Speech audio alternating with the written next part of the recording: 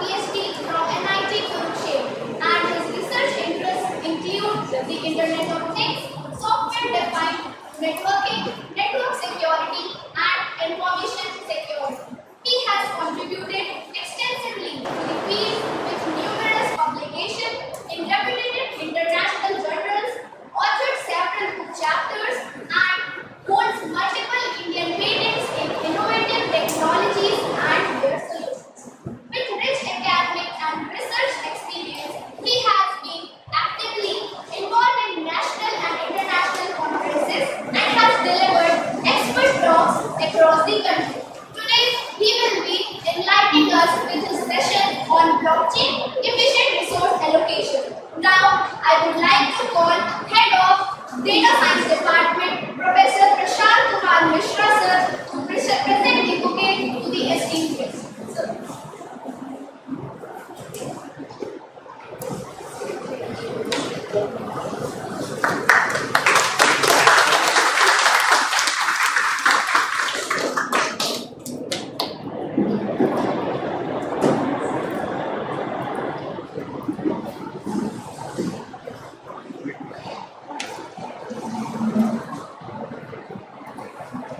Okay, so now let's put our hands together and warmly welcome Dr. Abhishek Verma to share his insights with us. Good morning, everyone. I hope the inaugural session, sir has already given some basic idea about what blockchain is. So, my opinion is that as of faculties and students, we are more about like talking about the buzzword blockchain, right? But how do we actually solve some problem? That should be our focus, and how we should be able to implement blockchain and resolve some issues that are prevalent in our society as of in the world of basically computers. So my session is basically all about how do we solve the problem of resource allocation using blockchain. It's not like only blockchain can solve this problem. There are other techniques already available. There are traditional techniques which we are basically using as of now. But there are some drawbacks to those techniques. So we are trying to solve those. We are trying to address those drawbacks using blockchain. So. How many of you know this logo? I believe everyone. Anyone who does not know this logo? Everyone knows this logo. Okay. That's good. My 50% problem is solved. I think you have basic idea about blockchain. So it's like it is basically a Bitcoin. It is a cryptocurrency based on the blockchain concept. Okay. So it's not that okay. So that's the interesting part that as of yesterday. One Bitcoin was basically nearly 97 lakh rupees, but today it has fallen to 1.85%, I think. So the thing is that in earlier 2009, when this Bitcoin basically was started, so it has the value less than a rupee. Basically. So one Bitcoin was equal to like 0.15 rupee, but as of now, this has grown a lot. That means people are actually wondering about this technology and they are actually adopting and they want to use this. That is why this currency has actually gained some value, a lot of value basically. These are two photos. And has anyone like known of this? Do you have any knowledge about these photos? Bitcoin everybody knows. Everybody is concerned about money, right? Nobody is concerned about these photos. Yes, these are basically NFTs, and the interesting part is they are basically digital arts. It's not only money that we are basically trying to circulate using the blockchain. It's also some kind of you can say arts also. There are other things also involved, but digital arts are also basically being exchanged or buying or selling is going on. So these are the two digital arts that were basically sold as of very high price. For example, this was the digital art that was basically called as the merge, which was sold for $91.8 million rupees. And then there was every day, the first 5,000 days, that was basically sold for $69.3 million rupees. Okay? And this is nothing but you may be wondering what are these basically. So these are basically there was an artist which basically took 5,000 photos that he developed, and then he simply merged all those. He basically created collage of those photos, and it was basically sold for $69.3 million. So definitely I won't be buying all this thing. Some people may be interested. So with this, I would like to present my outline of this session. So we will be first going through what is basically the problem is. Because directly going into what blockchain is, we need to basically understand what we are trying to solve. So one of the problems that we will be covering, what is the problem, and then we will move to blockchain fundamentals, and a small demo I will be presenting about understanding the blockchain concepts. Okay, that you can also try on your laptop. And then we will be covering how blockchain is basically trying to solve the problem of resource allocation. Okay, then we will be going through some research directions. Then further we will understand how you can actually get started with the implementation of blockchain. Okay. So resource allocation. When we talk about resource allocation, the first thing that comes to our mind is basically what is basically resource. So resource can be anything. Which basically use to develop something, or we might be want to consume that resource. Okay, it can be food also, it can be logistics, it can be any services also. Okay, so there are a lot of resources in computer world. When we talk about resource is basically your CPU power, CPU time, or you can say memory, primary memory. Okay, and then storage is there. Okay, and then there are other resources as well. So the thing is that when there are resources, basically somebody would be producing those resources, okay, and there will be somebody consuming those resources. So we say that if somebody is producing, definitely there must be someone who wants to consume those resources, because ultimately, but nobody wants to consume those resources. The resource is of no value, right? ऐसा कुछ हम develop करें, ऐसा कुछ produce हो जाए, ऐसा कोई माइन हो जाए, कोई mineral which is of basically no use. So it won't be called as a resource, I think, right? So the problem is basically when there is a lot of resource, there are a lot of people who want to actually consume those resources. The thing is that when there is a producer, when there is a consumer, there must be some medium by which they can actually exchange the resources. The first thing is that we can directly actually exchange resources, but when the people are sitting at remote places. For example, you want a GPU tax, right? GPU basically, you want to run some deep learning or machine learning algorithms. So there is a cloud data center at somewhere, and you don't even know the place, right? It might be in India, it might be in US or Malaysia, Indonesia, anywhere, right? So the thing is that you can't directly go and just get CPU time or GPU time. So there must be some intermediary. So when there is some intermediary, the problem comes, because then intermediary is who is responsible for allocating the resources. Okay, he can actually prioritize some person for a lot of resources, and he can actually discard some people from getting the resources.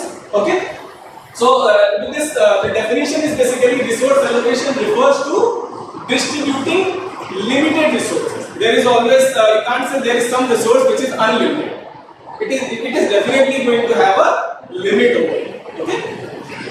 So resource allocation basically refers to distributing limited resources.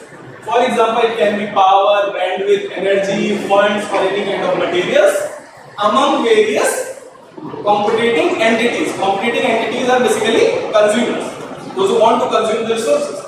Okay? And this task is to be completed efficiently and fairly under some constraints. Okay, so this is very important that whenever the resource is to be allocated to some entity, it should be done efficiently also. It should not be like a lot of time is being taken to allocate the resources. Okay, and there is unfairness also. It should not happen, right? So this is basically resource allocation definition. The examples I have already told, it can be CPU cycles, storage, bandwidth, energy, etc. So the objective of this problem is basically to achieve maximum efficiency. Whatever algorithm you basically develop, it should have some objective which are basically maximizing the efficiency, or you can say maximizing the utilization rate. So what is utilization? Utilization is basically a ratio about the actual thing is being consumed and the potential that was basically developed. For example,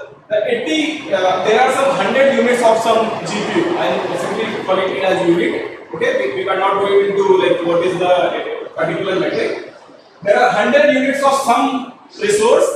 80 units are being consumed, but actually 100 units could have been consumed.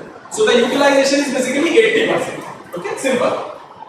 And then the algorithm must also ensure the fairness. The algorithm should be fair to everyone. Okay.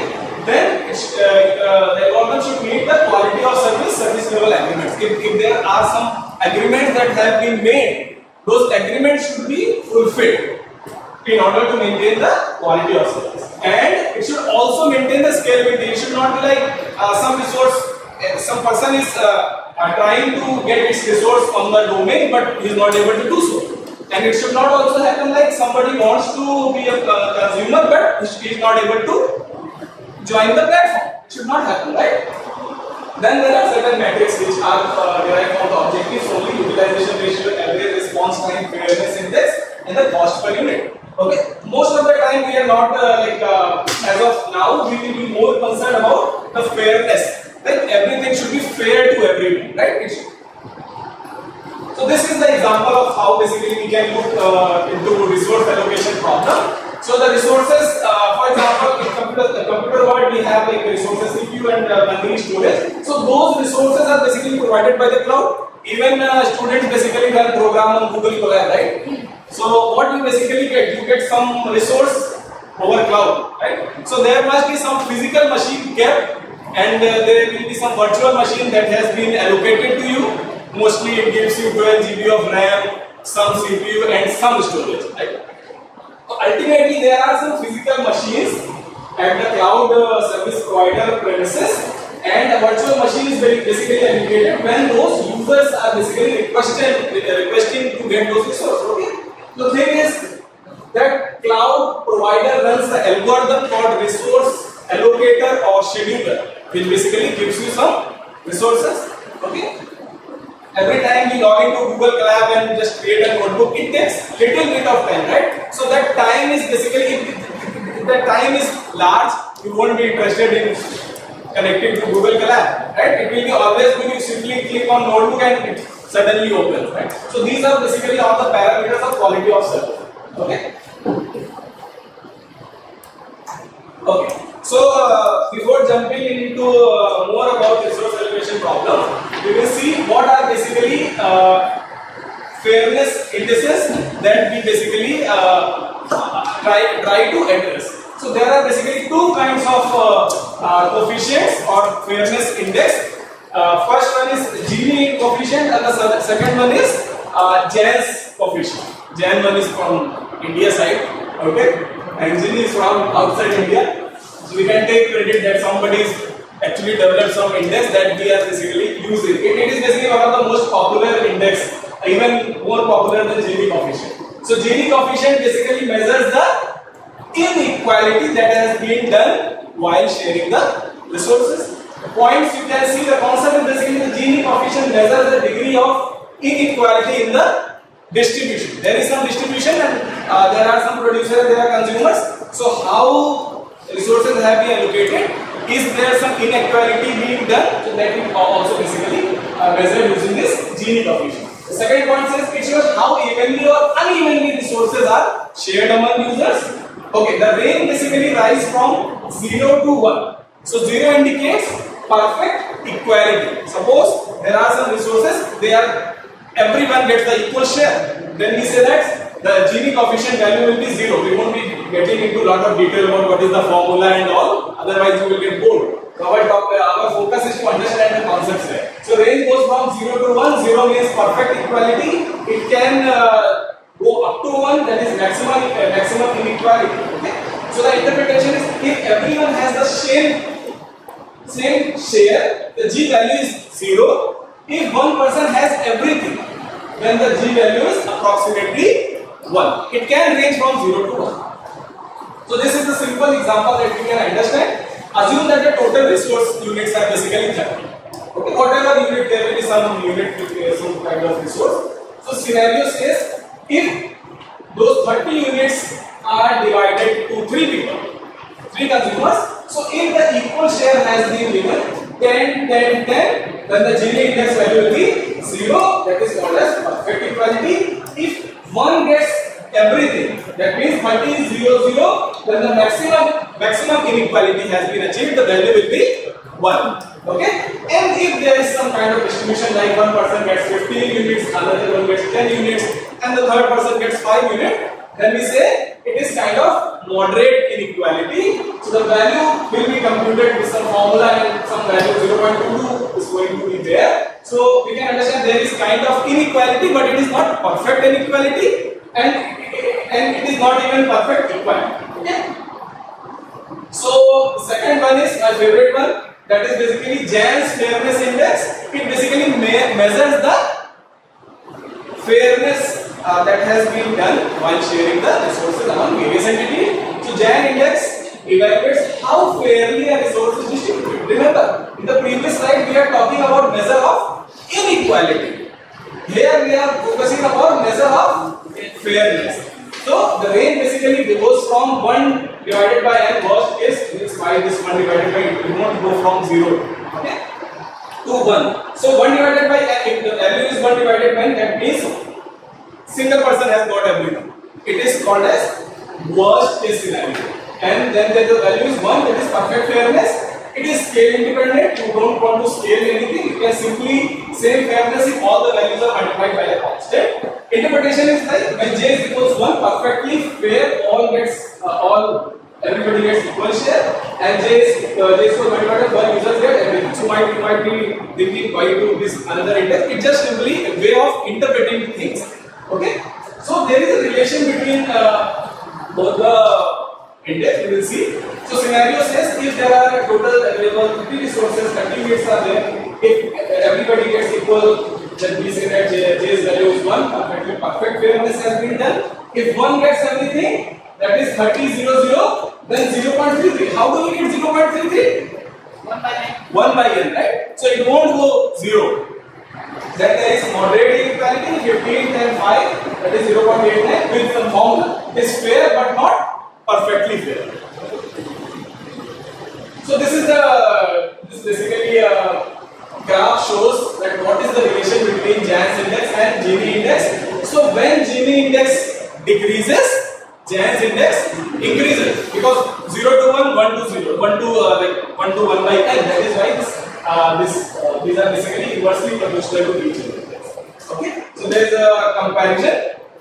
Purpose is basically to measure the inequality in distribution. Gini coefficient, Jan's fairness index is we want to measure the fairness in resource allocation. Okay, then range is from 0 to 1. Here it is from 1 divided by n to 1. The ideal value is 0. Why? We want to do maximum equality, so the ideal value is 0. And if you want to have maximum fairness, then the maximum value will be 1. So the interpretation is that lower the value is, more equal distribution.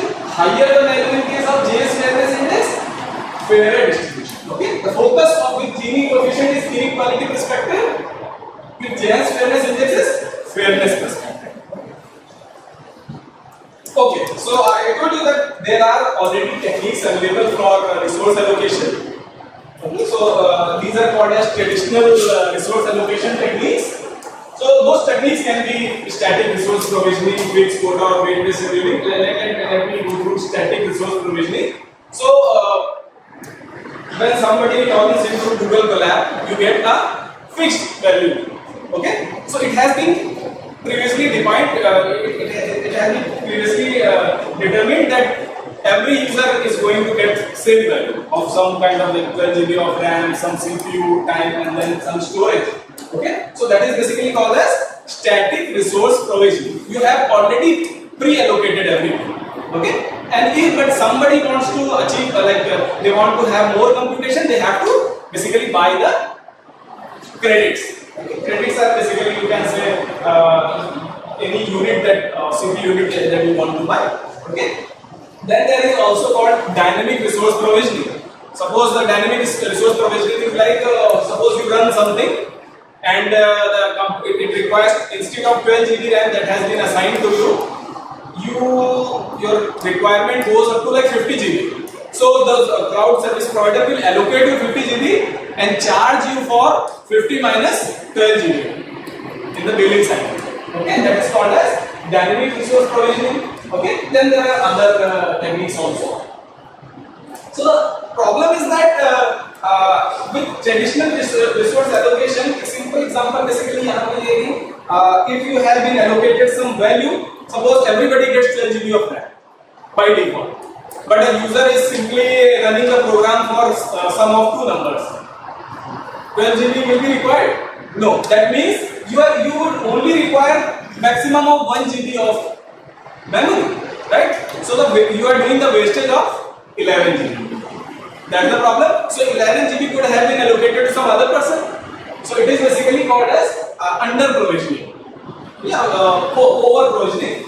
But if less resources have been allocated and more requirement is there, then it is called as under provisioning. If less requirement is there, more resources have been allocated, over provisioning. Simple. Okay.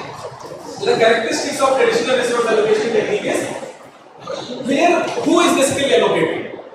Cloud service provider is allocating, some algorithm is running by the cloud service provider end. So it is basically managed by a centralized controller. Only one person is there or one algorithm is there who is responsible for allocating the resources. Second, it relies on some static or rule-based policies. There have been already policies defined at the cloud service provider who is allocating the resources. Third, so all the resource information is basically stored in a single node or data center. Everything is stored there.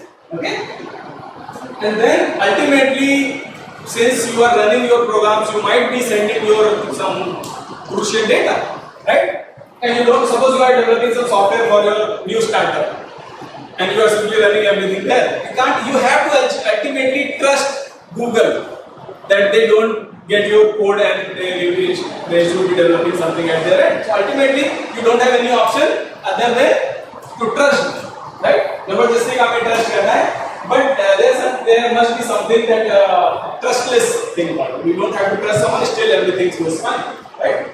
Then it is basically a opaque process. Nobody knows what is going at the back end. You simply log in and you get some resources. Okay? There is kind of very limited transparency there, but we want full transparency. Okay? It is also basically vulnerable to single point of failure. Since everything is at a single place.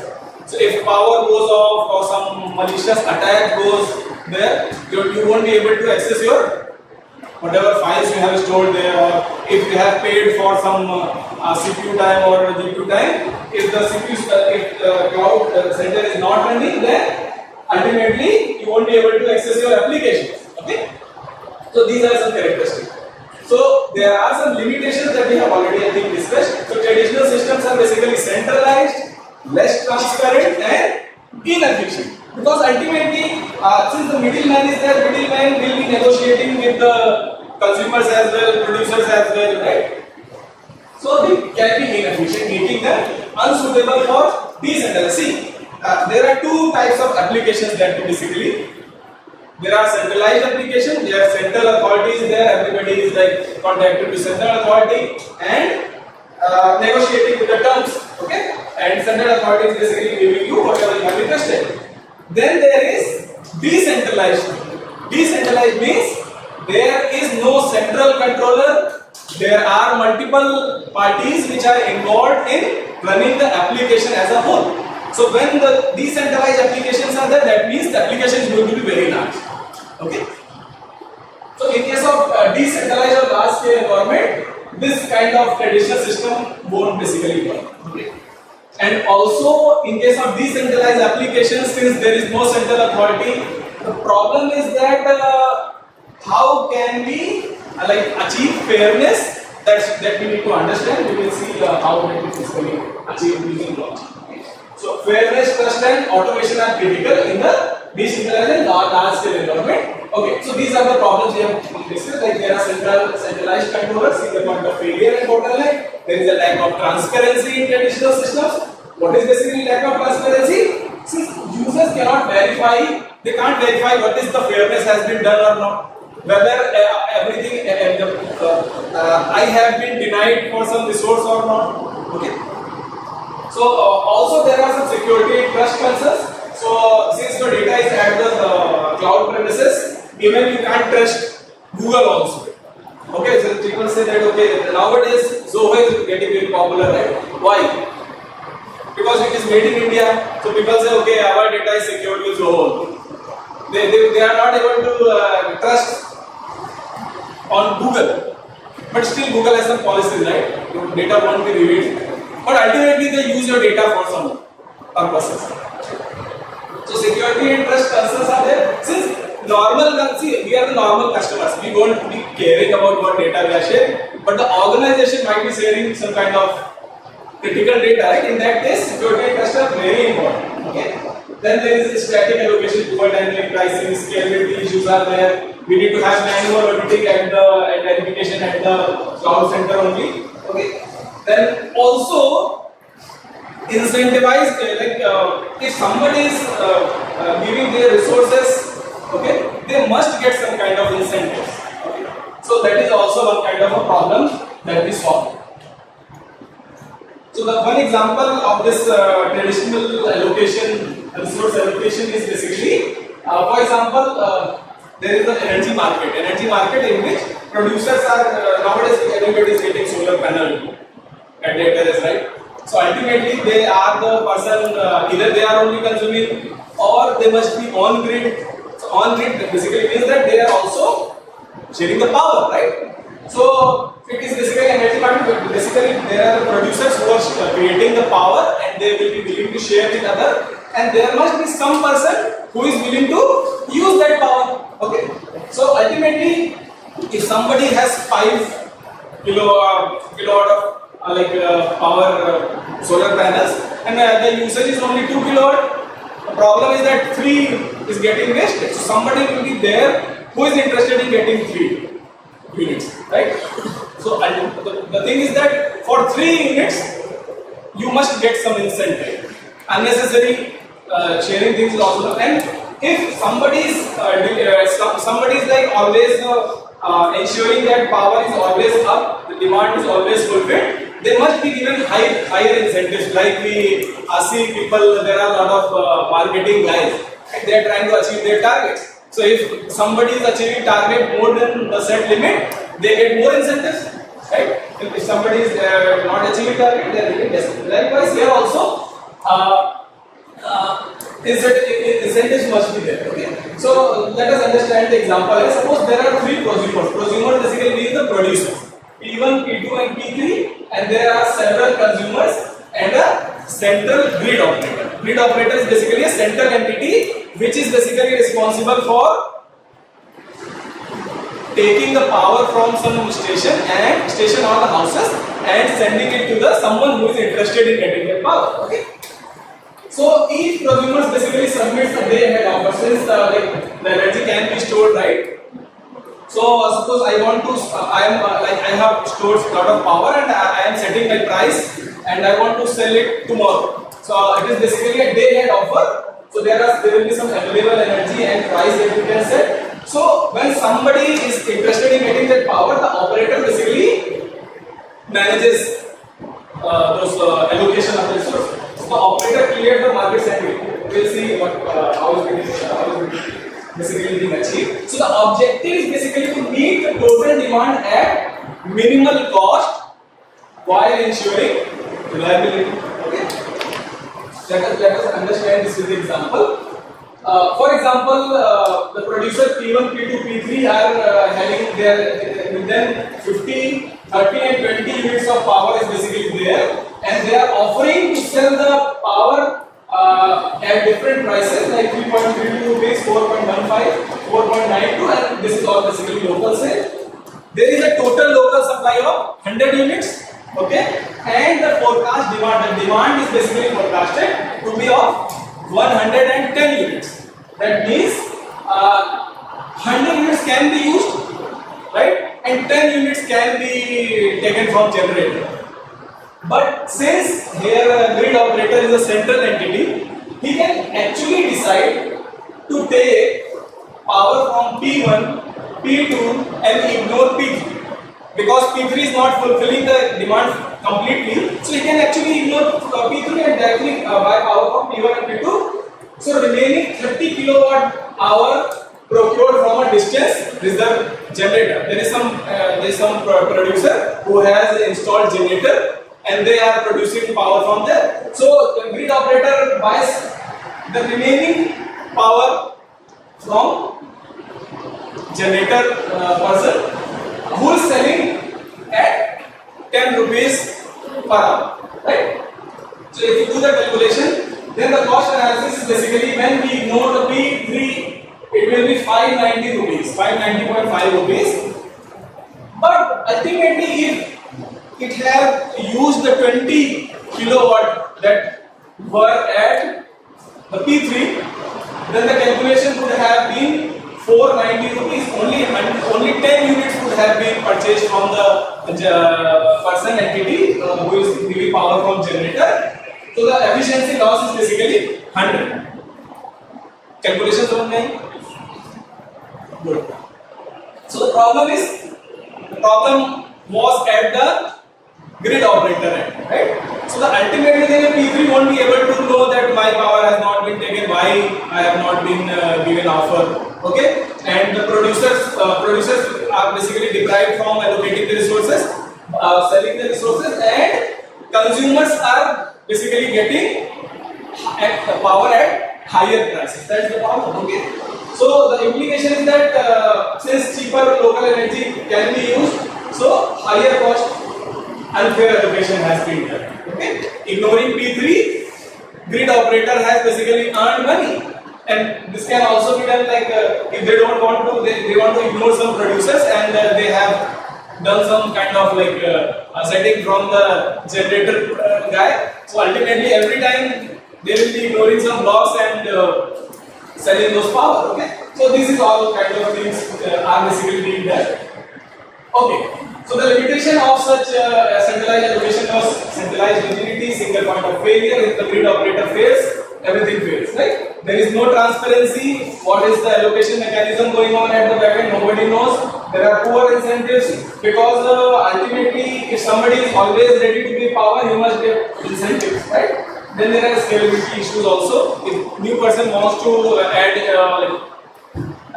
wants to give power, it is at the grid operator and to manage everything, so that increases basically delays and the problem. Okay. So the thing is that this is the problem and how we can solve the problem, right? So this problem is basically solved using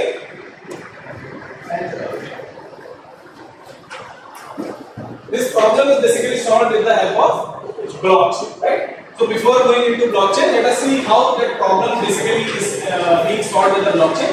So instead of like having a centralized controller to statically allocate, deallocate, okay, to the producer from the buy from the consumers or producers and sell it to the producers, why don't we have a self-executing code? We can write a contract, okay? The contract has been done between the producer and the consumer, and nobody can actually manipulate or change that contract later. So whenever there is a power available and there is a demand, that contracts executed itself. So when we say that there is some contract, it should not be manipulated, it should not be changed. It is a it should be a self-executing code. Blockchain basically helps to give us this kind of technique, right? So one of the applications of blockchain is cryptocurrency, and another application is basically smart contracts. कितने लोगों ने सुना है smart contracts? 1, 2, 3, 4, 5. So at least people have heard about what contract is. It is basically a legal agreement between two entities. So two parties are there. They basically define some kind of terms, and that contract basically makes that happen, right? The other part, some party, if somebody goes back, then some kind of legal action can be taken. But here the problem is that instead of going into all those legal and everything, why don't we have something that always makes sure that things actually basically execute, right? So smart contracts basically kind of enable those kind of local peer-to-peer trading and transparent on on-chain settlement. So peer-to-peer is basically means consumers and producers will be interacting, right? There will be no centralized authority. So when there is no centralized authority, you don't even care about the responsibility of allocation and delocation to someone, right? So that's the thing. And there is automatic fairness. Since we have already defined some smart contracts, we have already defined the fairness parameter, and since everything is going to be in the public, every allocation, deallocation, everything is going to be, even whatever the transactions are basically occurring in Bitcoin, you can actually see it live. Who holds how much money, everything you can see. That's the benefit of blockchain. Everything is public, right? So this automatic fairness is basically ensured, and everybody will be able to audit what had basically happened in the past. So auditing is very important. ऐसा नहीं है मतलब कुछ हो गया and you are not able to actually verify what has been done in the past, right? So auditing is also being enabled with the help of blockchain, and there is kind of incentives also available. If some person is there, you have defined some kind of incentive providing algorithm in the smart contract, then the person who is able to achieve better goal, then they are given better incentives, and later on there will be favored, kind of favoring will be done from buying power from them, right? The power can be anything. Right? So incentive mechanism is also there. Incentives इसलिए भी है so that people actually get interested to sell or buy from there, right? So blockchain is kind of an enabler for efficient resource allocation. By decentralizing everything, we are getting rid of centralized controllers. So decentralization basically reduces need for trusted intermediary. There is you don't have to trust to anyone. Everything is decentralized. Ultimately, trust is there with the help of some algorithms which are basically running at the back end. Second, since I am saying that there is some kind of smart contract running, and blockchain basically makes sure that things are not changed like that only. Okay, even if there is to be changed something, then it requires a lot of persons' agreement, right? So immutability and transparent ledger supports auditability of allocation payment. So we will go through what basically this ledger and all later. Then smart contracts enable automated actions, escrow accounts, all this kind of things are there basically. Okay. Let us go to blockchain fundamentals. This is our kind of like main focus. I believe your focus is also there. Fine. So in order to understand blockchain, we need to understand three concepts. What is decentralized? What is decentralized network? What is centralized network? And what is distributed network? Distributed computing. Have you read distributed computing? Good. So, in simple words, we can say when we have a single authority or a single node that is responsible for taking all the decisions, and every other person is basically depending on that central node for some decision making or some kind of resources, that network is basically called as centralized network. Okay. Then there is a decentralized network. In the decentralized network, here also it's not like clusters are not there, like this kind of cluster. They are there, but now the coordination will be done to take some kind of decision. Like multiple parties will be there, they will be executing some something at their end, they will be taking the local decisions, and then there will be coordination among all those parties in order to take the decision, right? Take the final decision. So this is basically decentralized network. Like there is no single point of controller. So decentralization is basically represented like this. Then there is a distributed network. So what is basically distributed network? Every network, every node in the network will have their own resources. Okay, they will be executing everything at the node. Every node will be executing something, and then there will be some kind of shared mechanism.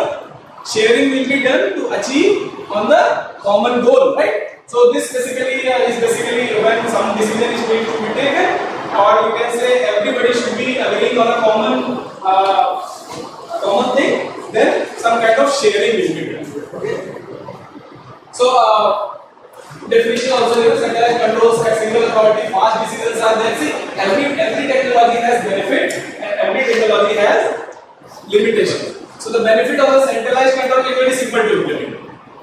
The first thing, fast decisions are being taken because one person is, when in the class also, if we leave students to take decision, then no decision will be taken. If we say that only teacher will be taking the decision will be very fast. Everybody has to follow the decision. This is the very kind of centralized control. And then there is a decentralized control. Every entity is taking some decisions, and then the decision is basically sent to a single person is there. So you can say coordination will be made between them, and then based on the local decision, common decision will be made. So multiple authorities or federations are there. Fewer trust assumptions.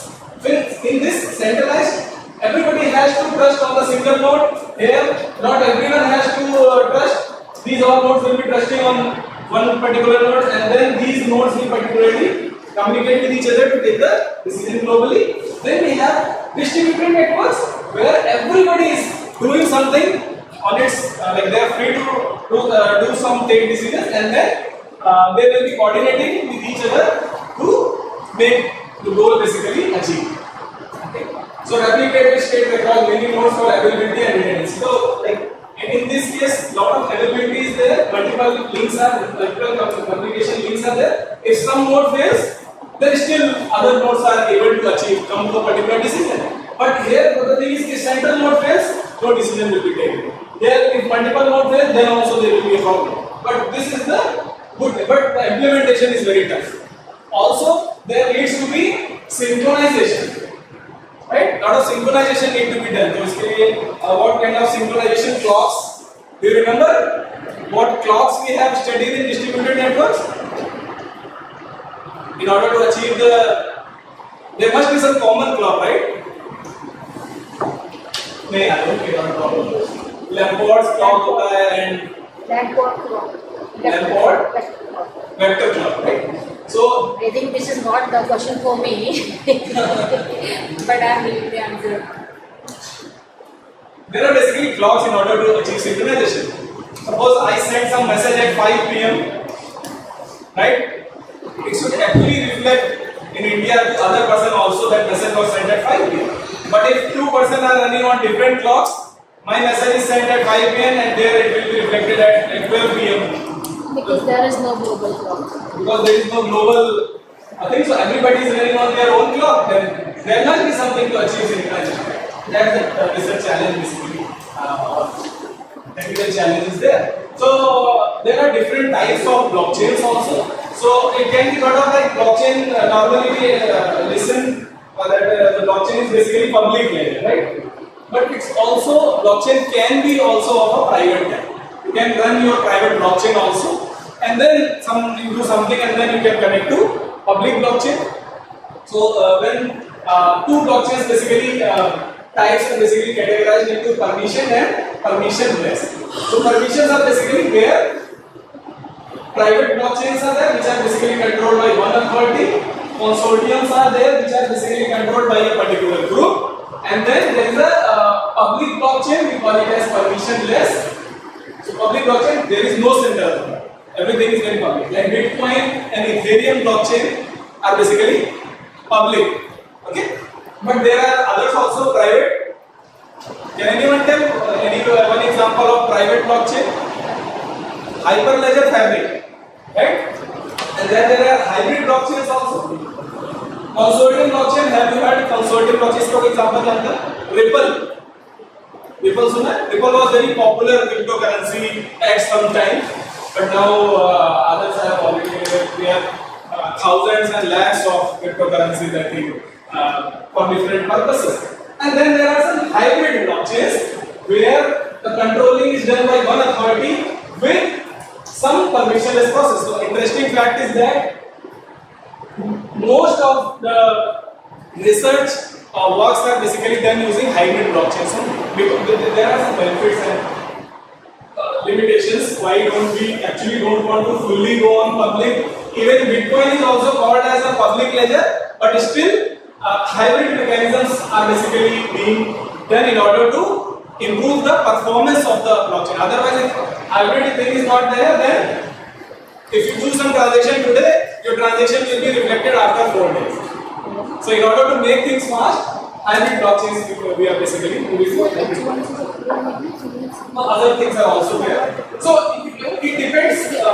You might be your choice will be depending on what kind of trust you want to achieve, what kind of scalability you want to achieve. Scalability basically how much nodes you can add, and what kind of governance requirements are there. Since there are a lot of governance, so suppose in your institute PSIT wants to develop their blockchain and issue their certificates for blockchain, right? So definitely they will be interested in more about controlling that blockchain, right? So they will be implementing a private blockchain, right? Okay, so what is basically blockchain? Blockchain is basically a decentralized, distributed digital ledger. Remember, it's a digital ledger. Ledger used to be on paper also, physical ledgers were also there. But now we want to have a digital ledger. Ledger is basically a kind of copy which contains a lot of transactions. Okay, so it is basically a digital ledger. It is distributed. Distributed means there are multiple parties holding the ledger, and there is a decentralization. Decentralization basically means there is no single authority who is like responsible for taking the decisions. Everybody is involved in taking the decisions, and those decisions make things like happen in a very proper manner, such that you can have achieve trust in a trustless environment. You can achieve transparency. You can achieve security as well. Okay. So when we say it's basically a decentralized distributed digital ledger that securely records transactions or data across a network of computers in a manner that it achieves transparency. Okay, everything is visible to everyone. What kind of transactions are going on? Then it is immutable. If something has been done, you can't change it. Right? Immutability. Then it is basically tamper resistant. You can't tamper with the data or the ledger. Okay. So in blockchain, basically when we say it's basically a blockchain is basically a chain of blocks. So there are blocks that are those are basically linked with each other. Okay. So, is this visible? Hash visible to you? Yeah. Ultimately, it is basically a hash. You see what basically hash is. So this data is basically taken. There is a hash function in which data is basically taken as a input. The data can be of any length, and it basically gives an output as a fixed size output. The output size will be fixed. Okay. For example, the hash of this block is this, and there will be some another block. इसका भी hash होगा, and there will be some another block. So these ultimately, in order to create the chain, we basically what we do, every block will have the hash of the previous block.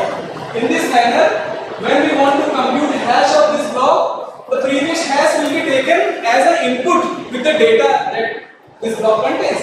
So whenever if somebody wants to change this any data in this block, then ultimately all these blocks will be invalidated, or they will be basically changed because hashes are basically changed, right?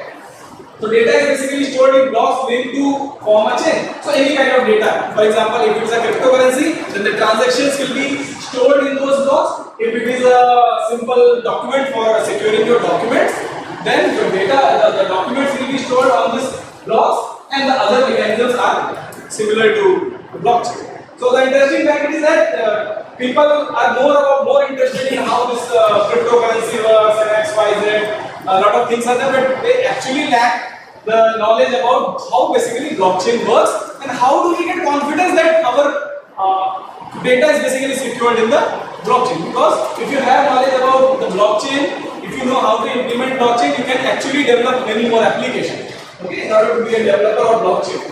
So each block basically contains transaction data, a timestamp, which is basically going to tell you like at what time basically the block was created, a cryptographic hash of the previous block, okay, and the hash basically the hash of that block. Ultimately, it ensures the transparency, security, and tamper resistance. Okay. Next. Okay, so how basically my blocks basically look and what is basically hashing? See, these are two important things. We need to know about what basically is the block and how do we do the hashing. Hashing, I think hashing is very confusing term because hashing is also studied in data structures, right? So in data structure, what is hashing? What is hashing?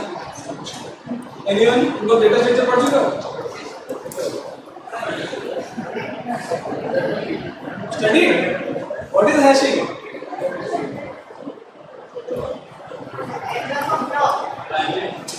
In data structures. See, the technique is almost same. Right? Technique is almost same. Hashing is the same for all the concept now. There is a hash function is replaced. Concept is same. Same for all the. Yes. But there is basically you can think of like in data structure, hashing gives you order of one searching time. Right? The thing is that you need to have a lot of additional storage to store the hash structure so that you can achieve order of one searching time, right? But here the hashing is not for searching. It is basically for like kind of thing like you want to create a unique identity for your data. Storing data and value for training.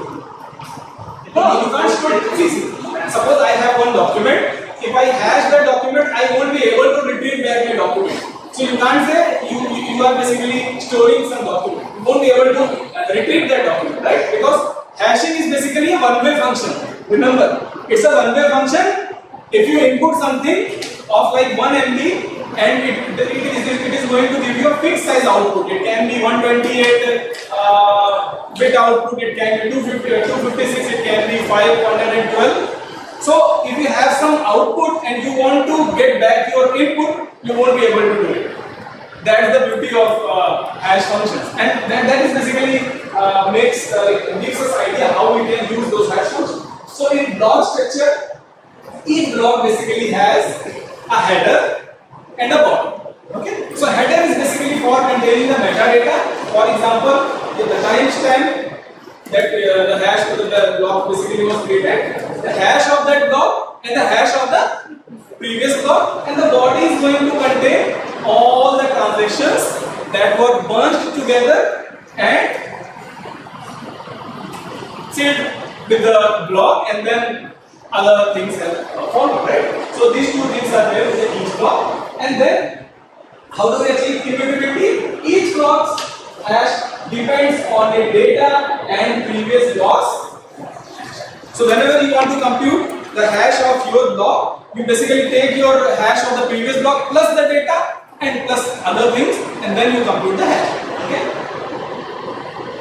So altering one block changes all subsequent hashes. So if you change some block's hash, the other which are at the further end, they will be also basically changed, because since we have changed one hash, it will be output to other block also. That block also is going to be invalidated. So in case someone does this, see, everybody can do some kind of mischief. Even here also, block can be manipulated, but the tampering can be easily detected. Okay, that is basically the main thing. So this is how basically hashing basically works. So here basically hash functions are basically used. Hash functions are kind of cryptographic primitives. So when we say blockchain, so blockchain is kind of a technology that is based on the idea of the security of the blockchain is based on the idea of cryptography.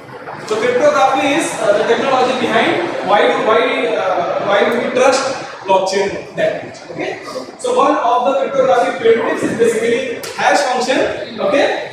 It is used everywhere nowadays. The hash function is any function that can be used to map a digital data as an input, and then it gets you a fixed size output. Okay. So the values returned by hash function is called as hash values, hash codes for अलग से बोल सकते हैं, digestion बोल सकते हैं, many other things are there. The properties of hash functions are there basically that if something is input and you get output, you won't be able to get back your input from the output. Then the second thing, it is very tough to get multiple inputs which basically lead to a single output. Okay? So there are different things related to resistance and secondary, all those things are related to that. You can simply think it is very difficult. Suppose you have given some input, it gets you some X output, right? So you will be always, if you are not able to find the input, whatever was given, you should be able to you should not be able to achieve some another input that gives you the same output, right? That should be very tough, because ultimately these hash functions are basically prone to collisions. Okay, so that is why this should be very tough. Okay, so here is the message data of some 1010. And then it takes input and gives an output of some fixed size. For example, fixed length can be 160 bits, depending on what hash function you are using. It's a one-way function. Okay. So here basically the diagram is basically showing how basically blocks look. Okay. It's basically a header. It's a body. In the header we have the hash of that block, the hash of the block on previous block, you can say. Block 0, and this is hash, it is block 1, and then the transactions of the block 1. The second block you have the hash of previous block, hash of this from the transactions that are basically merged in this block. Likewise, the linking is basically done. Okay. Okay. Then thing is that when we say a lot of blocks are there, distributed ledgers are there, so multiple people will be holding those ledgers. Okay, so how do we make sure that everybody has the same ledger and everybody should be they must be ensured that whatever blocks are there, these blocks are actual valid blocks and they are with everyone. So everybody should be able to come on the single kind of single decision should be there with all the nodes that are part of the blocks. Okay. So consensus ensures that all nodes agree on a single version of blockchain, because since it's a decentralized and distributed technology, so everybody is running their own version. So if there is no mechanism to ensure that everybody has the same thing, then there will be a problem, right? So how do we achieve this? We achieve this using the consensus mechanisms. So in the distributed computing subject, we study about Byzantine problem, right? Have you heard of Byzantine? Byzantine consensus problem. 5 genders problem. It's similar to like that. Okay? So here also one of the type of consensus is practical Byzantine fault tolerance problem. So the most popular one is proof of work. Okay. So proof of work is one of the consensus mechanisms that is basically responsible for cryptocurrency called Bitcoin.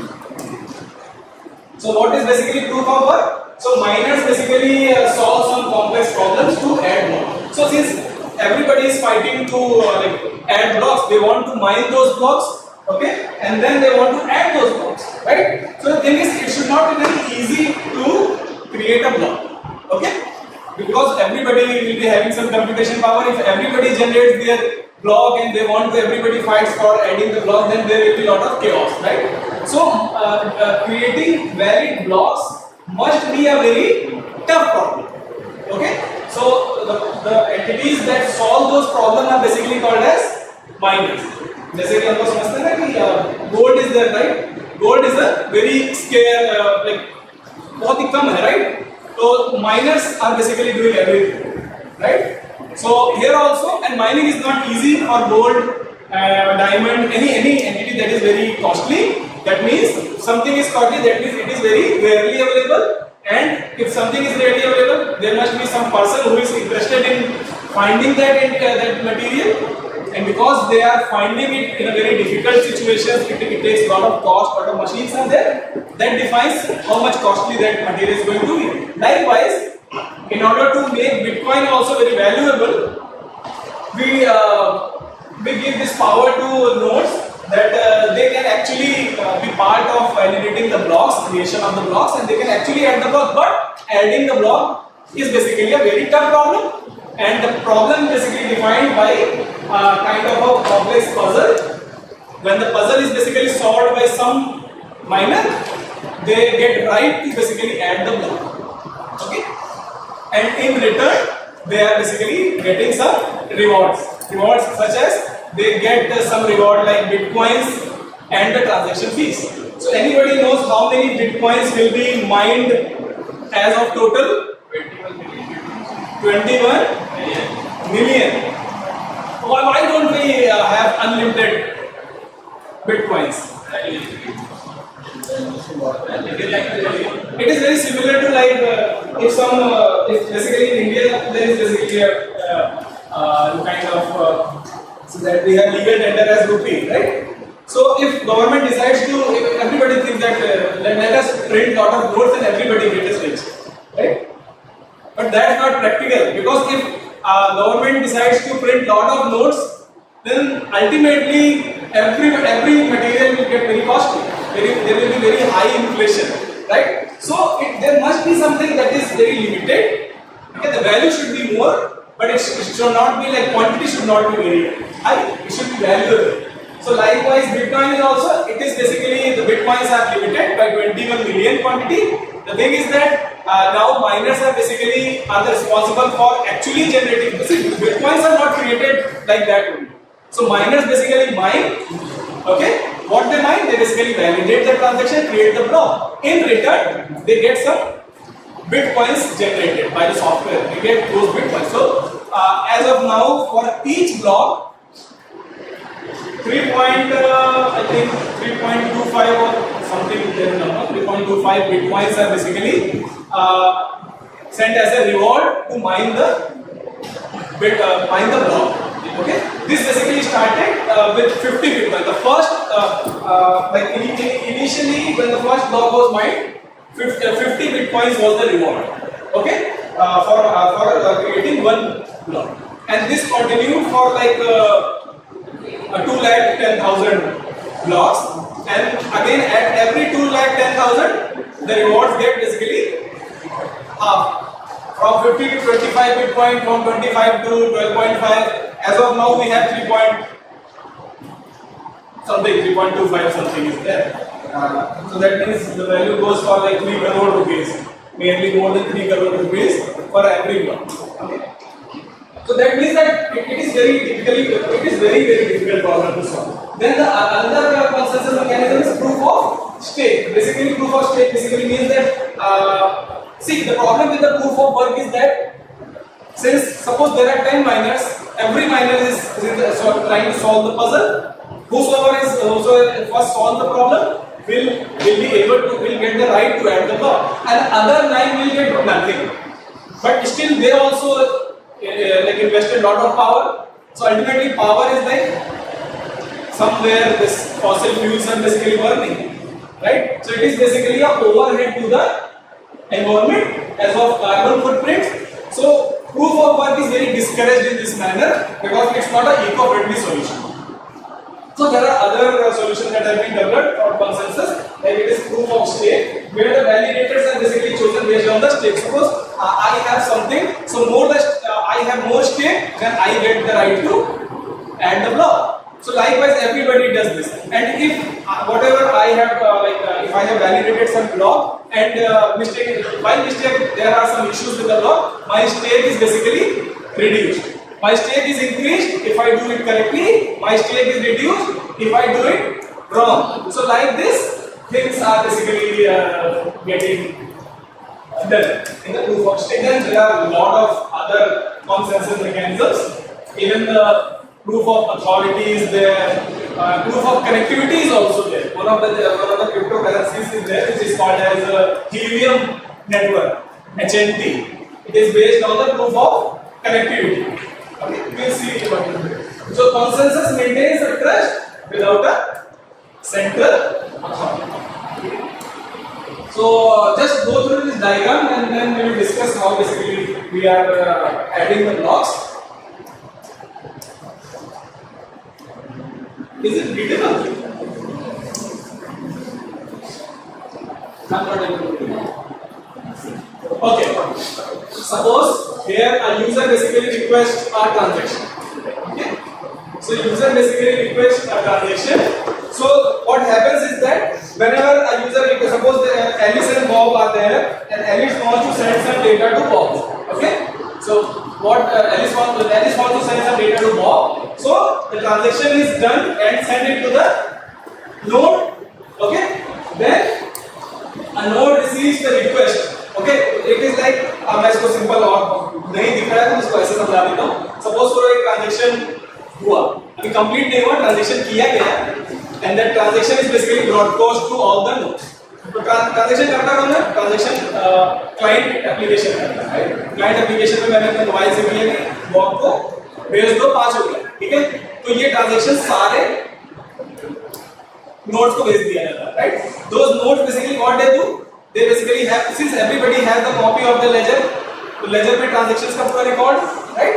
So वो transaction को validate करते हैं, previous blocks में देखते हुए track करते हैं whether this transaction is valid or not, और ये सब लोग करते हैं, right? उसके बाद क्या करते हैं? एक mem pool होता है, mem pool where all the verified transactions are basically sent. Everybody verifies it, sent to the mem pool, and then everybody takes a set of a bunch of verified transactions and creates a block. और block basically ऐसे भी create होता है कि create किया एक object बना and then simply block is added. It is very easy to verify, right? It is very easy to bunch it, but it is very tough to create the block. And whosoever is able to create the block will have the right to add the block, and in return they will be getting some bitcoins, right? So यहाँ यही हो रहा है. A node receives request and verifies the transaction, and then verified transactions are basically taken, and a bunch is created, and then everybody basically performs mining to create the block or validate the block. Okay, and then after that mining is done, suppose there are thousands of nodes that are participating in mining the block. Everybody is trying to compute the hashes. We will see what basically how mining is basically done. And whosoever, suppose 1,000 people are there, they are mining. Someone gets first is able to solve that problem. Once that problem is solved, they will send the block to everyone. Okay. All the other 999 nodes will basically see the block and try to ऐसा नहीं बंद ले लेते हैं block को. They also basically check the hash, check the validation that okay, this is proper as per the transactions are also correct and these are properly managed. Okay, then after this they basically validate the block, they basically add it to their own copy of the ledger. Okay, now everybody has the same, since the block is basically validated, block is with everyone, everybody has the same. Okay, and in return they get some bitcoin and the transaction is. Okay, likewise that block is basically added, and once the block is added, then we can say that Alice transaction that was basically done by the Alice of sending 5 rupees to Bob gets completed and it is added to the distributed ledger. Okay. Okay, basically यहाँ पे we are trying to see the mining puzzle. What is basically mining puzzle? A miner takes a block of some MB, for example 1 MB, the lot of transactions are there, and append some nodes, a random number you can say. So it is like अभी इसको समझो example से समझते हैं कैसे करते हैं. ऐसे समझो कि miner takes a block, he tries to find a number when added with the block's data and the hash is computed. The computed hash will be equal to some kind of hash that is there. For example, I want to achieve a hash in which initial 4 digits or 4 bits are basically 0. So this is the difficulty that is basically set by the network, or you can say the bitcoins of the blockchain software, right? So difficulty is right. The output of the computed hash of the block should be with the initial 4 zeros. So ultimately what you have to do, you have to try adding multiple numbers. For example, there will be lakhs of numbers that you have to try in order to achieve that hash. So this problem is very complex, and since lot of computation is required, so that is why in this manner unlimited number of blocks are also not created. Everybody is not able to like fighting to get at the block, right? This is basically the main thing. Then miner computes the block hash. The goal is hash must start with a specified number of zeros. The network sets the difficulty, more leading zeros, harder puzzle. See, the difficulty you can also blockchain software also sets the difficulty. It should not be like very easy to create a lot. That is what I am trying to say. It should be very tough, right? So with the time, this difficulty basically increases. Okay. For example, as of now, I think it is like 9,22,000 blocks have been mined as of now. Okay, so that means the difficulty right from the beginning, the first block was basically called as the Genesis block. Okay, the difficulty was very less when first block was mined, and this difficulty has increased a lot. And you can think like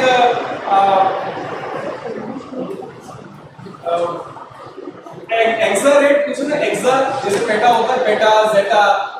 Likewise, hexa is also there.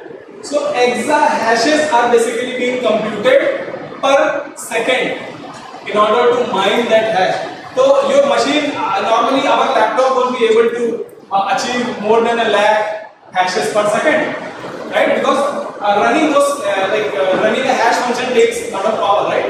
So in that manner, your own machine won't be able to compute hexa hashes. So you will require a lot of power in order to compute hexa hashes. Okay. Might have heard about miner pool. Miner pool. Suppose you guys want to actually mine something, but your resources are not that much, right? So you can actually join a miner pool. So in a miner pool is basically kind of a pool where everybody is kind of a miner. They are basically sharing their computational power to compute the hashes. And whenever this miner pool is able to find the hash, rewards are distributed in the same proportion as of the power was basically used. Okay, so in the world, lot of miner pools are there. Okay,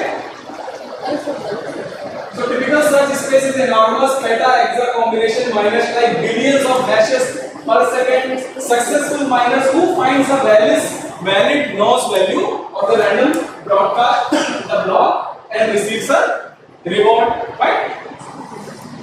Okay, so then we say that the thing is that whether my blockchain is 100% secure or not.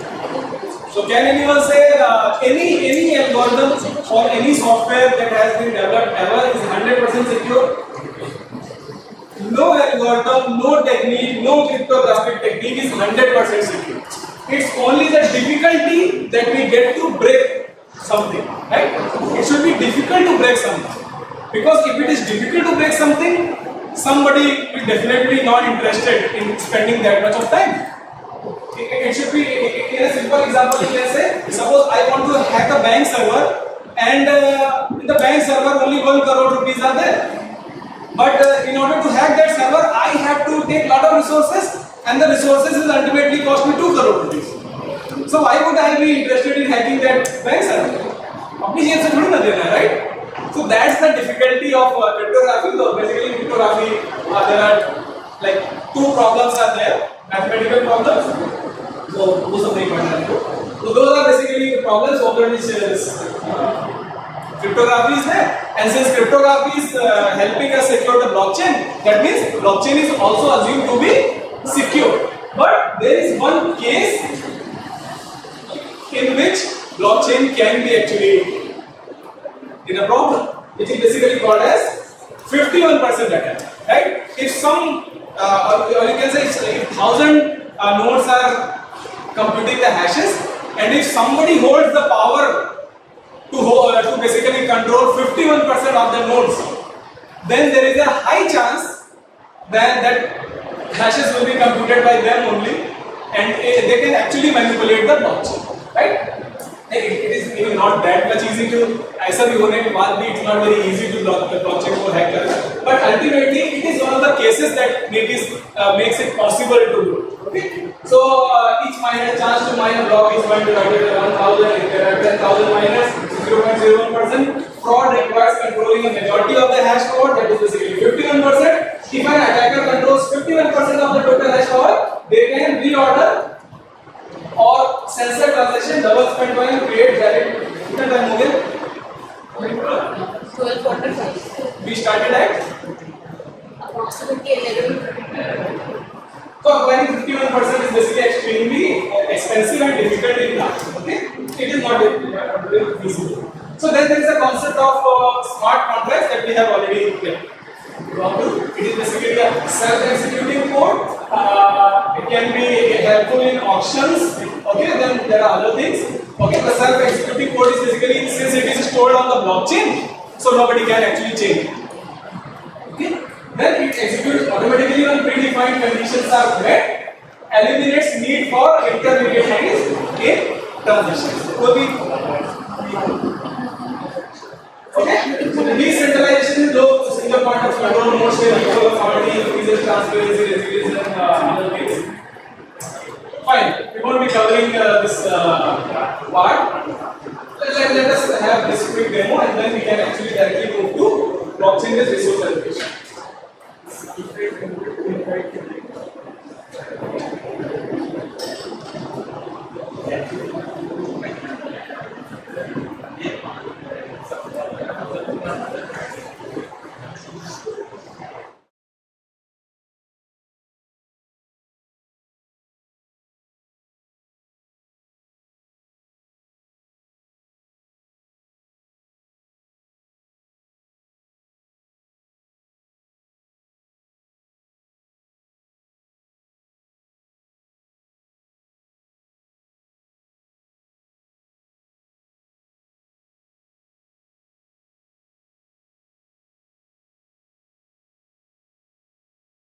Some function at the back end. So this is basically hash computed when there is no data is there. A simple hash is there, and whenever I add some data, the hash basically changes, right? So even a single value changes the complete hash.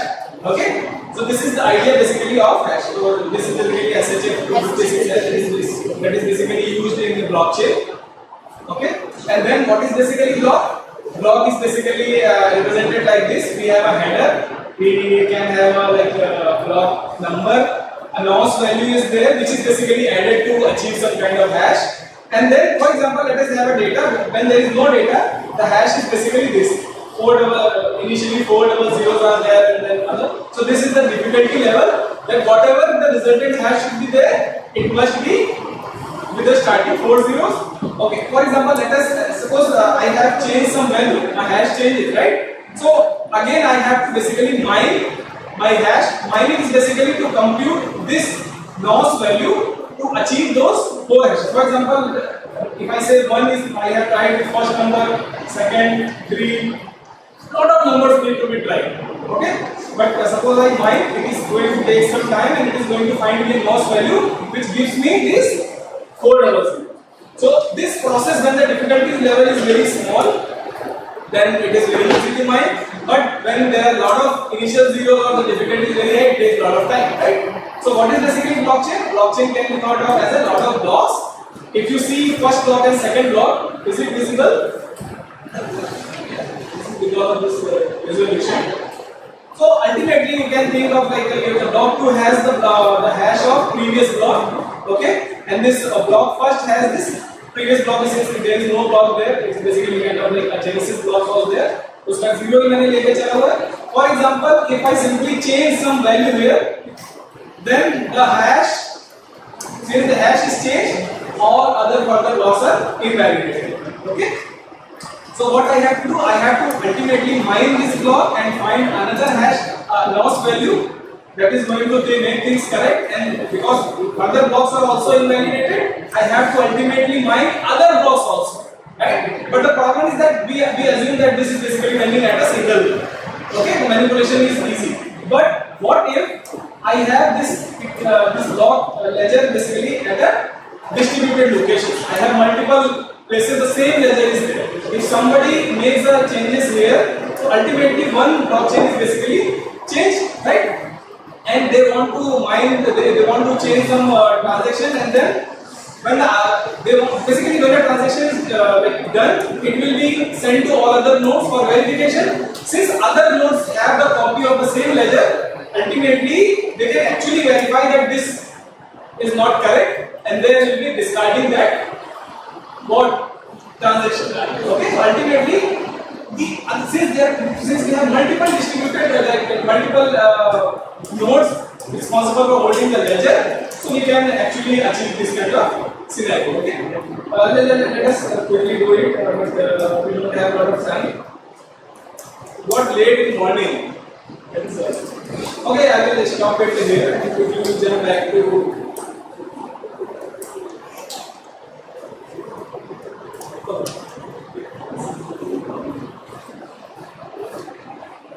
Okay, so in I have like we can go beyond 1 hour, 10-15 minutes. Fine? Everybody wants to go for lunch?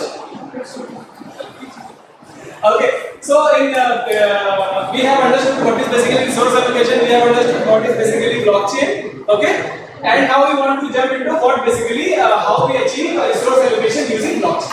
So first thing is there are a lot of actors that are involved in blockchain based resource allocation. Actors can be some providers which will be providing the resources, there can be requesters which will be requesting the resources, and there will be some validators who verify the correctness. So we have 1 more hour for the research discussion, right? So it will be continuing for 1 to 2, right? Actually, this was in continuation, but there is some deviation before, which the lunch hour is also there.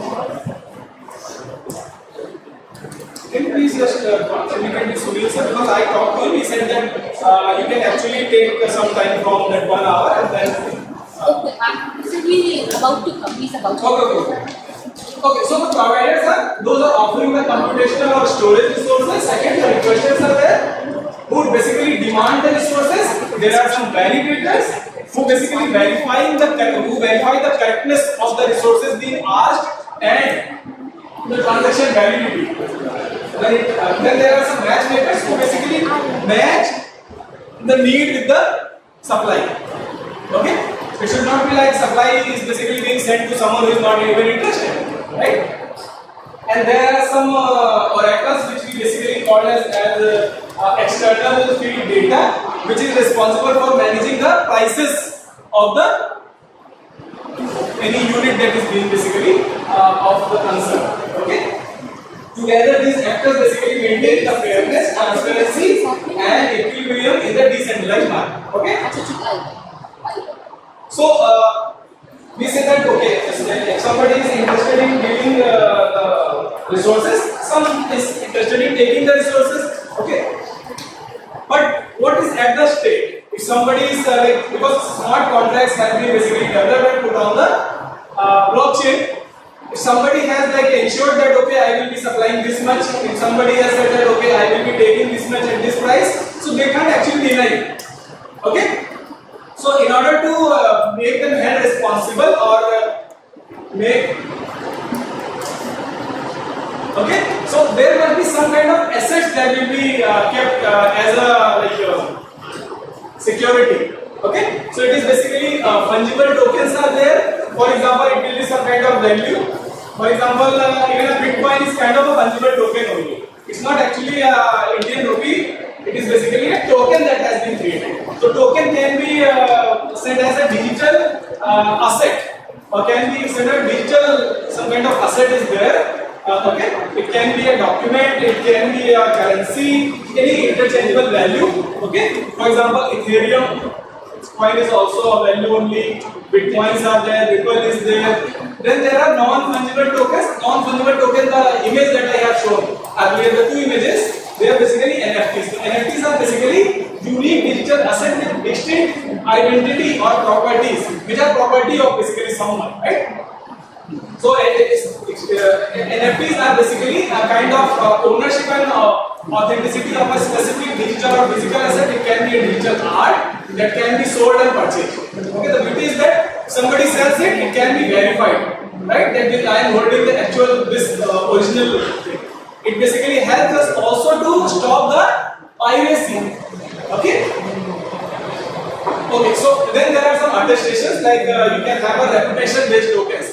If somebody is very much like producing something and providing it on very time, then the reputation token is basically increased.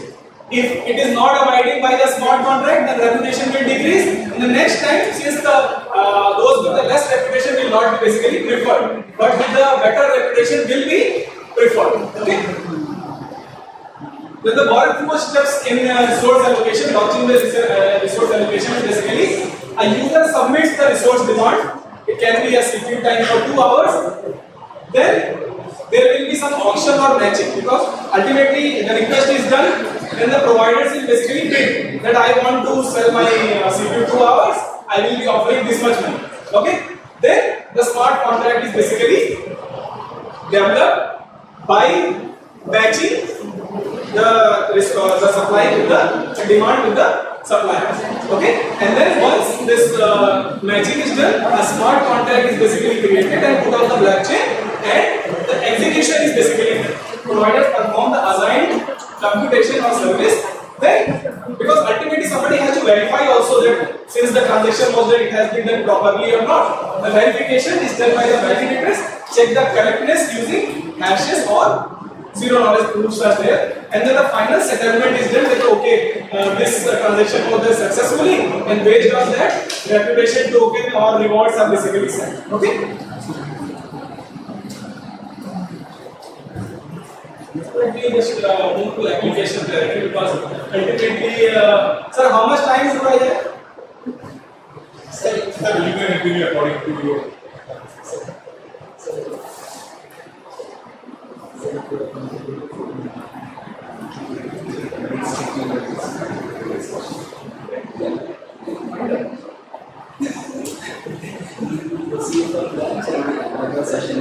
Okay, let me just take 5 minutes and then we will discuss. Because ultimately this has to be wider. Okay, quickly, I will share these slides with you so that even if the slides are not covered, you can go through it later. Right? So, what I am trying to say is that since there are these are blockchain-based allocation mechanisms, there are some kind of case studies. For example, there is a file coin which is a resource, a blockchain-based resource allocation technology, in which various suppliers are there. For example, you can also be a supplier in a file coin network where you will be basically supplying what? Supplying your storage space. You can be a part of the file coin, and then you can actually offer to have 1 GB of space from your hard disk. And whenever somebody wants to have 1 GB of space, they can actually request, and then file coin network will auction or do the matching and get your storage basically fixed by the those who want to basically store some file. So the thing is that how do we make this transaction happen? So what benefits you are getting? If you are offering your storage, in return you will be getting a file coin currency is there which will be allocated to you as a reward. And this network basically makes sure that it is not very easy to store something, and there are a lot of consensus mechanisms which are basically responsible for making sure that you have actually stored something, and then it is also ensuring that you have actually stored it for a longer time. ऐसा नहीं कि मतलब use हो गया and then you have simply deleted someone's data. You should not be able to do this. Okay. So the question is, if we have a file coin, what should I do with the file coin? Right. So simply, if you have a file coin, you can actually exchange it with the Bitcoin, and then you can purchase additional storage space, right? And with the additional storage space, you can actually offer more, right? So this by this manner, this basically cryptocurrency. Okay. Let's find the very quickly. There are many things. For example, this is a file coin example. You just write this, and you can actually study about what is basically file coin. Then there is a helium network. In the helium network, suppose in the helium network, basically make sure that the technology of the connectivity is basically expanded. So if I become the part of helium network, I will have to simply put a hotspot and offer the connectivity to different people. If more and more number of people are getting connected, my reputation will be increased, and I will be getting credits in return from the the form of HND from the helium network. And if somebody wants to use use the network, they have to actually spend the currency. So in this manner, basically the currency is basically burned and minted. Okay. So more usage will lead to more HND fund and the reduced total supply. So it is like it is very popular technology in US. With this, they are basically trying to expand the network, decentralized network. Okay. Then there is the golem network, which is responsible for in which resources are basically CPU or GPU time. Okay. If you have a machine, you can actually give CPU and GPU time. Okay. So all this. Okay. Let us come to the limitation part. So limitation is basically ultimately when different networks are there, it is going to kind of have some problem with the scalability. Not everything can be added. Okay, then there is a throughput problem. If you do some transaction, it is not reflected within second. It takes some time, even Bitcoin also. Okay, there are a lot of delays. Then there is a high energy consumption, which is discouraged. Then the latency of real-time constraints are just you make within like seconds. But in this, it takes some time. Okay. Then there are data privacy concerns because everything is visible. Then there is a problem, right? Likewise, if there is some kind of legal dispute, no government is going to ban this. Even in India, also cryptocurrency का अगर fraud हो जाता है, government is not going to support it. Okay, so regulatory and legal issues are there. Also, there is a problem with since we know that the cryptography, classical cryptography, is tough to break, but quantum computers can break it easily. So whatever you do today, if the transactions are there, if somebody in future can actually manipulate today's transactions, that will be a problem, right? So those algorithms will be done. Different projects can be taken. For example, you can have जितना भी demand आ रहा है उसको forecast करने के लिए, you can have some machine learning algorithms. Dynamic pricing policies you can use from reinforcement learning, other things also. Okay. So we have completed everything. I think you have at least got some idea about the topic. So you can actually, if you want to start developing something, there are a lot of easy tools available. Solidity is the language that you can easily learn and write the smart contracts. Okay, then there are IDs available. These are steps are there. Okay. If any questions, you can mail me. I will try to revert you. I will try to. Okay. So as a part of research discussion, it is since I'm more interested in telling you something that is apart from the blockchain technology that you can also take as a project, which is basically my PhD topic, what I have been doing since 2017, and still I am doing it. Okay. So recently in 2023 we published one of the papers on a lightweight mitigation solution for DO insider. Let me quickly tell you what is basically the topic is all about. So we know that IoT is, everybody knows IoT, Internet of Things. So in IoT, when we say that Internet of Things, that means there are different entities or devices that are basically connected over the Internet. Connected over the Internet basically means that they will be connected via wire or wireless, right? So the actual IoT is basically wireless only. If you get it wired, then you basically make it less scalable kind of thing. So in order to have a wireless connectivity, you need to have a lot of technologies. It can be a 3G, 4G, 5G, lot of other things are there, but these are all licensed. Right? If you want to simply deploy a IoT network in your classroom, you will be interested in simply having Bluetooth connectivity, right? And Bluetooth is not licensed.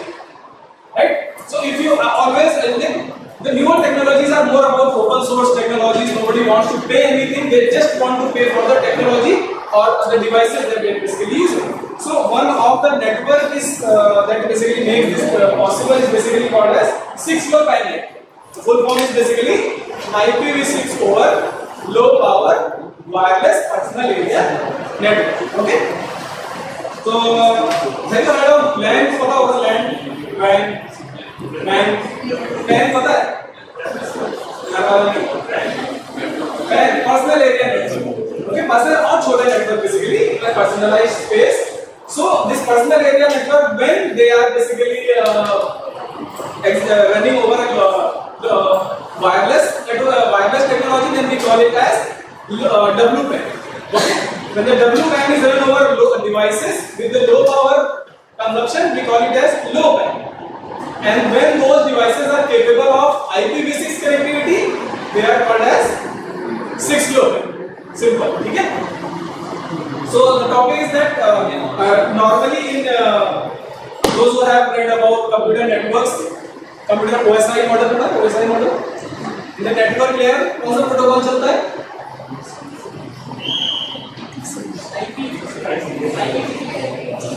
IP चलता है okay ठीक है but in case of those even in code वो वाले जो हमारे protocols हैं वो वायर्ड में भी नहीं चल पाते वायर्ड में भी है different protocols AODV DSR अलग-अलग but those protocols are also not actually suitable for this kind of networks so इसके लिए प्रोटोकॉल उसको बोलते हैं RIPL RPL it is basically routing protocol for low power and wireless personal area networks okay the topic is basically जब वो RIPL protocol है it is basically not a standard protocol का अगर आप development समझो तो कौन protocol standard बनाता है ITF सुना है Internet Engineering Task Force it is basically an organization which is responsible for standardizing all the protocols that are to be used by the different vendors दुनिया में सब वही स्टैंडर्ड यूज करेंगे right तो जो इस टेक्नोलॉजी के लिए जो प्रोटोकॉल बनाया गया है which is called as RIPL it is yet not a standard it is a proposed standard मतलब it has been proposed and likely to be adopted in future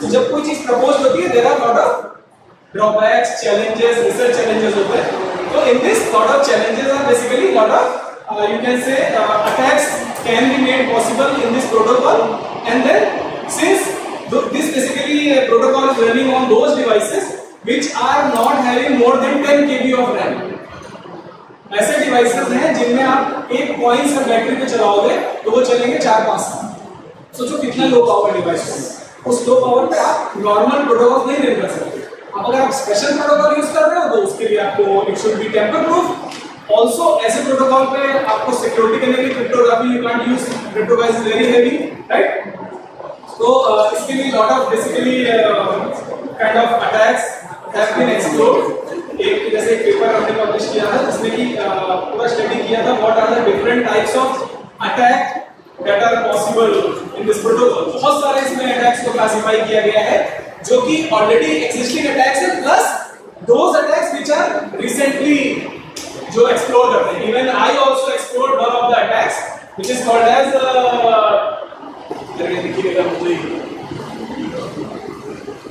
not able to say it is basically called as copycat attack okay so we have actually proposed that attack how it is possible and how to solve that attack and we have also given solution for multiple attacks so this is basically categorization lot of attacks अब एक इसमें categorization है basically that क्या हम ही बस solve कर रहे हैं नहीं बहुत सारे लोगों ने already solve किया हुआ है this is basically the categorization of the techniques that have been already explored okay it also considers some of the techniques that we have also proposed okay so इस जो next paper में मैं आपको बता रहा हूँ this is basically a review paper that was basically published okay and we have proposed threshold based some security mechanisms अलग-अलग तरीके के mechanism होते हैं एक mechanism होता है threshold based mechanism ठीक है threshold based mechanism है एक अटैक इसमें से एक अटैक है जिसको हम बोलते हैं DAO insider ठीक है किसी ने इसको प्रपोज किया 2017 में someone proposed this attack it was the first in the world of internet पहली बार ये attack propose हुआ तो the solution was not given so what we have seen that okay this attack we have implemented and we have tried to propose a solution okay solution क्या है solution assessment बहुत simple because ultimately ये क्या है ना कि हम cryptography नहीं लगा सकते तो क्रिप्टोग्राफी नहीं लगा सकते इसका मतलब हमें कुछ ऐसा लगाना पड़ेगा जो कि बहुत ही simple it is as simple as that and उसको implement करके you need to evaluate your results okay so ultimately some attack was like I नहीं किया I will be able to explain it in detail but किस तरीके से हमारा network होता है। these are all basically nodes, you can say these are all devices। तो इन devices में से basically one device has become malicious। Okay, malicious हो गया। तो malicious is basically sending lot of forged और malicious packets at a very high. तो उसकी वजह से क्या होगा, this is basically multi hop network, मतलब ये वायरलेस है। तो if somebody wants from this device, if it wants to communicate to this device, it will have a range, so it ultimately it won't be directly sending this to one। So what it is going to do, it is going to send this packet to this node and this is in turn with another node, right? यहाँ क्या problem है, जब ये वाला device लो हो जाता है तो it will be sending lot of forced packet होंगे, unnecessary के पैकेट जाएगा, इस पे भी जाएगा, इस पे भी जाएगा, इस पे भी जाएगा, and then return acknowledgement will also come। तो ये तो ऐसे पैकेट्स हैं which are of no use। तो इसका मतलब इनके जो वायरलेस लिंक्स की जो बैंडविड्थ है, बैंडविड्थ ऐसे बहुत कम होगी, मैक्सिमम बैंडविड्थ 256 kbps। ठीक है, 256 kbps में मैक्सिमम टाइम आप यूज कर जाते हो, मतलब वेस्ट पैकेट्स के साथ। तो यूजफुल बैंडविड्थ बची नहीं आपके पास जिसमें आप एक्चुअल डेटा भेजोगे, राइट? तो इसके लिए बेसिकली हमने एक सॉल्यूशन प्रपोज किया which is basically just simply show you क्या था वो सॉल्यूशन। एल्गोरिथम है बट एल्गोरिथम का डायग्रामेटिक डिस्क्रिप्शन है। ठीक है, ऐसे समझो कि कोई पैकेट है, मतलब वो पैकेट है जो बेसिकली प्रॉब्लमेटिक पैकेट है। ठीक है, वो रिसीव होता है, what I am trying to do, I am first trying to search in it my blacklist. मैंने पहले से ब्लैकलिस्ट बनाया है। ठीक है, कि अगर सपोज करो मैंने in past I have find that some node is actually malicious, तो मैं उसको ब्लैकलिस्ट में ऐड कर देता हूं फाइंड करके। तो अल्टीमेटली जब दूसरी बार वो पैकेट भेजेगा तो I will directly first search in the blacklist, तो डायरेक्टली मैं उसमें एग्जिट करता हूं, राइट? तो यही आपका होगा। इसको थोड़ा just try to get idea कि कैसे बनाया जाता है लॉजिक। जैसे वन नंबर क्या वो पैकेट रिसीव हुआ, सेकंड नंबर पे क्या हुआ, मैं अपने मॉड्यूल को इनिशियलाइज करा तो पहली बार मेरा पैकेट आता है। ठीक है, और वो क्या है, क्योंकि मैंने बोला ना कि इसके रिसोर्सेज डिवाइस में बहुत कम है, मतलब 10 KB रैम है, ठीक है, 90 KB या 100 KB का स्टोरेज है, और हमारा प्रोसेसर होता है जीबी गीगाहर्ट्ज में। इसमें जो प्रोसेसर होता है वो बेसिकली होता है हर्ट्ज में होता है, बहुत ही लाइट वेट।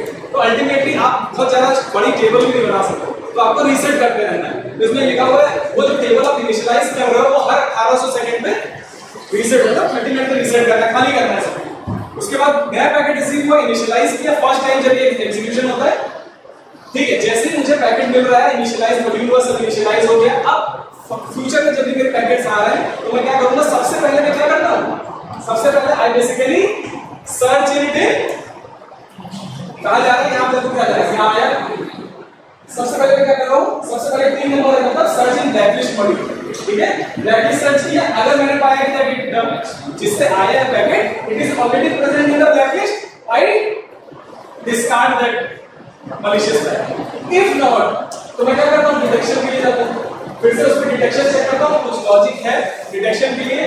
अगर मैं ऐसा मुझे मिलता है that node that has send me the packet is basically a malicious node, yes, तो मिटिगेशन में जाता हूं और उसको ब्लैकलिस्ट में ऐड करता हूं और क्या करता हूं, डिस्कार्ड कर देता हूं। ठीक है, अगर जो भी फेयर पैकेट आया था अगर वो malicious नहीं है, what I do, simply forward that. ऐसे करके मैंने क्या किया, वो सारे पैकेट्स को रेस्ट्रिक्ट कर दिया, दोस वर malicious।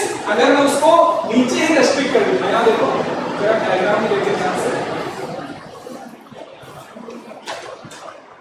अगर मैं suppose in this case if my node 7 restricts that malicious packet here itself, then the bandwidth with the 1 to 3 link and 3 to 7 link basically save। तो आपके जो genuine packets हैं those can be easily brought।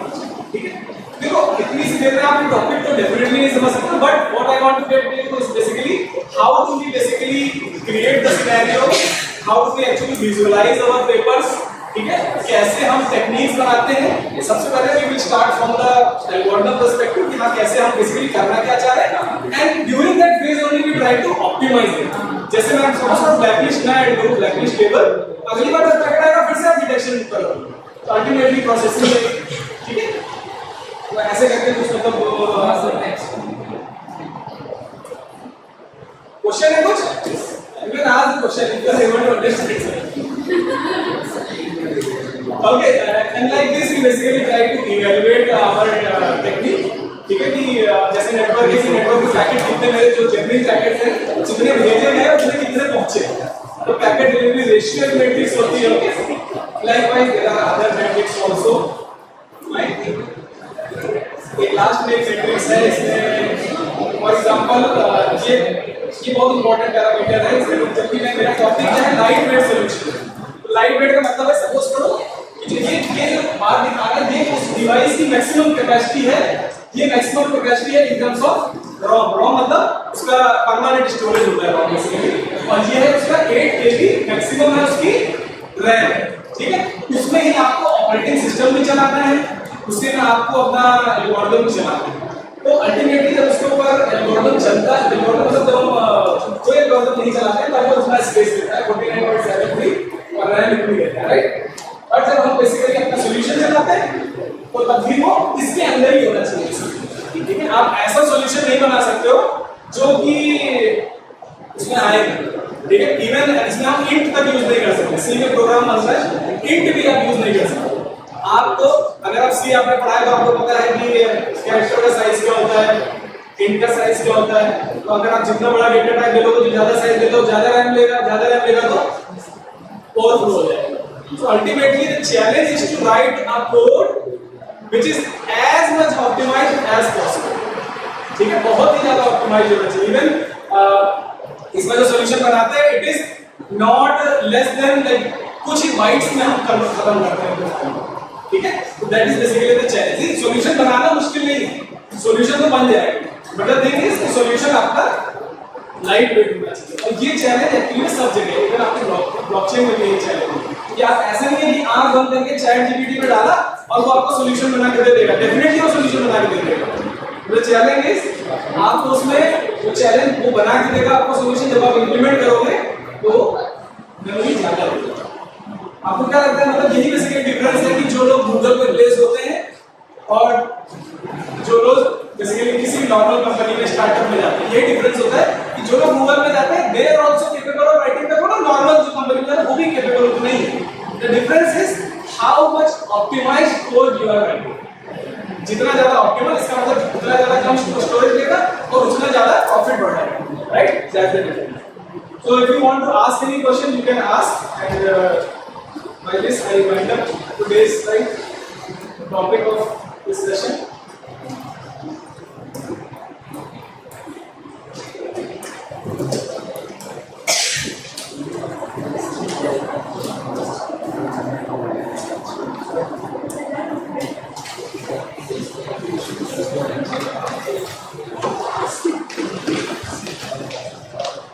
Thank you so much, sir, for such an insightful and thought-provoking session. Your words have truly deepened our understanding of how blockchain can help in resource allocation and bring greater efficiency to technology-driven systems. We are grateful for your valuable time and for sharing your expertise with us. As a token of gratitude and appreciation, may I request our respected head of AI/ML department, Dr. Nancy Nath, to kindly come forward and present the movie board to Dr. Abhishek Gurmani.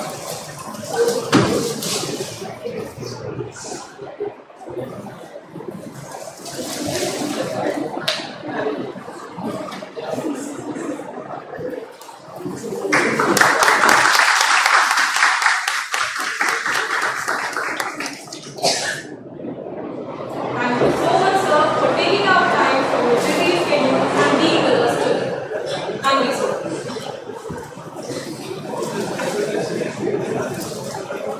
Now may I request all the external participants kindly move to hostel D corner. Hostel D mess.